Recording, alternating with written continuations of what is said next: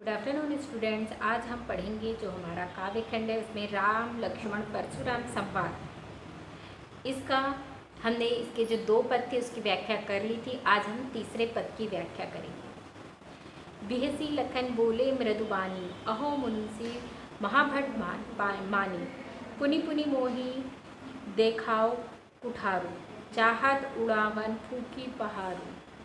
इह कुम्हड़ पतिया को नाही, जे तरजी देही मरी जाही। देखी कुटारू सरासन बाना, मैं कछु कहा सहित अभिमान।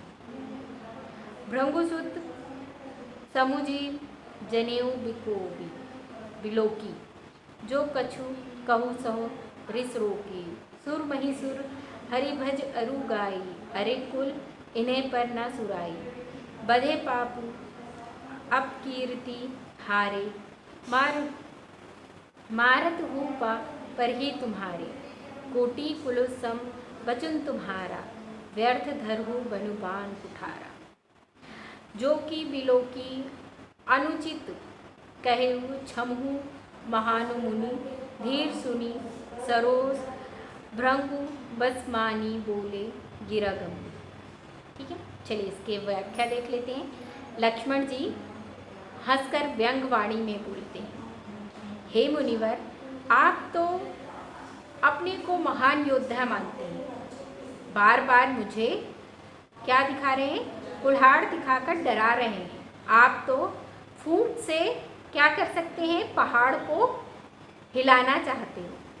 यहाँ काशी फल के समान कोई भी कठोर या दुर्बल व्यक्ति नहीं, जो आपकी तर्जनी उंगली को देखकर ही मूर्छा हो जाएगा, मतलब बेहोश हो जाएगा। ठीक है,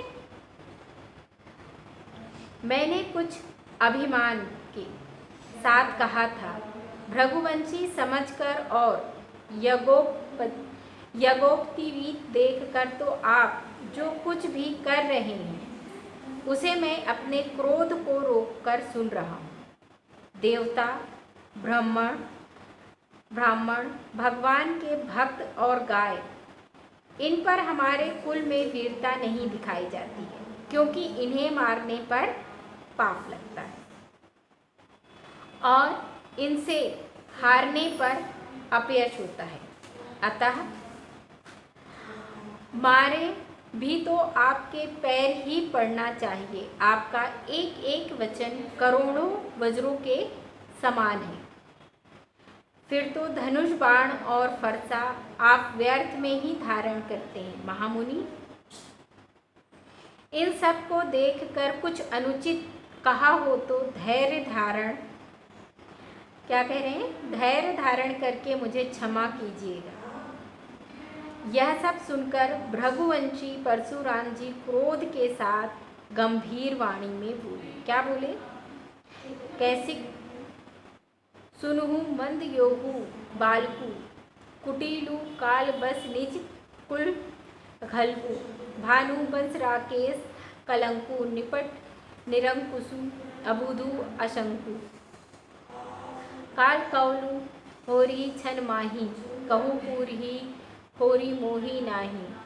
तू कट कहू जो चहु उबारा, कहीं प्रताप बलु रोषु हमारा। खलन कहु मुनि सुजसु तुम्हारा, तुम ही अछत को बरने पारा। अपने मुँह तुम अपनी करनी, बार अनेक भांति बहुबरनी।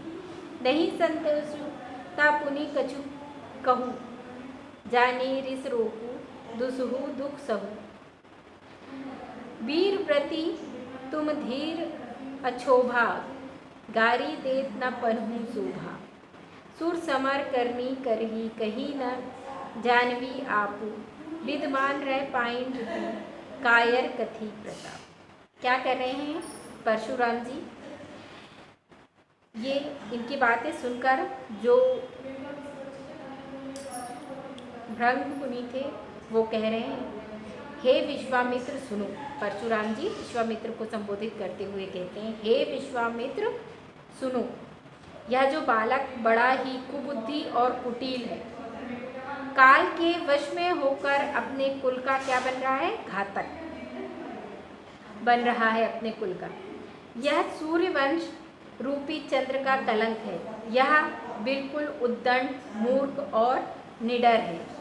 यह अभी क्षण मात्र में ही काल के ग्रास बन जाएगा, मतलब मैं इसे थोड़ी ही देर में मार दूंगा। मैं पुकार कर कह रहा हूँ कि बाद में मेरा दोष नहीं रहेगा। यदि यह मारा जाता है तो मुझे किसी प्रकार का कोई दोष नहीं देना।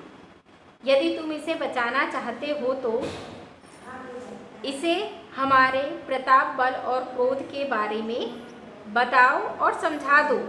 कि यह सब सुनकर लक्ष्मण जी ने कहा कि हे मुनि, क्या कहा लक्ष्मण जी ने सुनकर कि हे मुनि,